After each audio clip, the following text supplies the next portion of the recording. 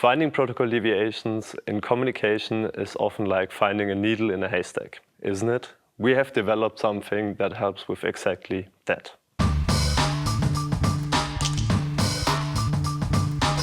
Hi, my name is Dominik, and I'm a software development engineer focusing on smart charging at Vector.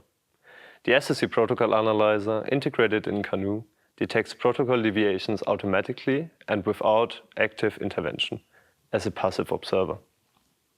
To use the SCC Protocol Analyzer, it needs to be activated in the corresponding ribbon menu. Once it is activated, the Protocol Analyzer automatically analyzes the entire charging communication. This applies to both the active simulation and the listener use case.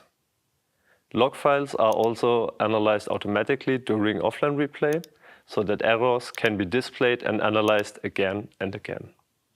Deviations are highlighted directly in the standard trace window and collected in a separate SCC Protocol Analyzer window. All the findings are synchronized with the CANoe analysis windows.